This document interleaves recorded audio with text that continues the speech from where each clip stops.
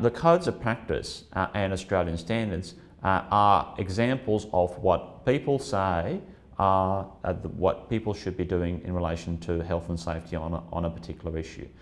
Codes of practice in particular are used as evidence of what is reasonably practicable in the circumstances. And really, if you fail to comply with a code of practice that is relevant to an issue, well, you're going to have a very good excuse why it is that you haven't done that, why it is that you failed to comply with a code of practice, because the legislation says it can be used as evidence of what is reasonably practicable in the circumstances.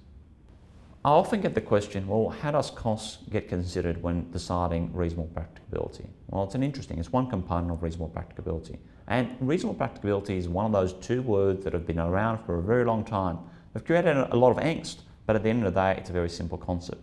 It's a weighing up exercise. It's on the one hand looking at the risk, looked at in the context of its likelihood and consequences, and on the other, the costs and availability of controls. And those things are looked at a point in time analysis.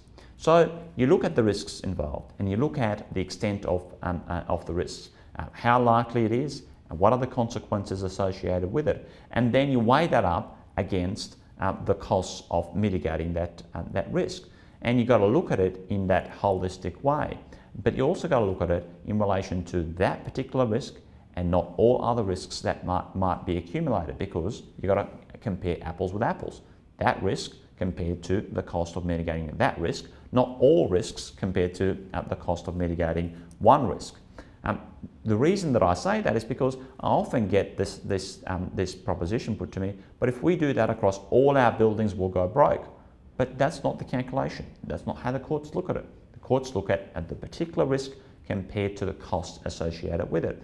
Now, what you have in fall prevention, fortunately or unfortunately, is a situation where the consequences can be quite severe, usually fatal, in relation to significant falls from heights. And the costs associated with mitigating it are often not that significant. Quite often, it will not be something that the courts will look favourably upon. Don't forget, at the end of the day, the judge will be sitting there, often in the context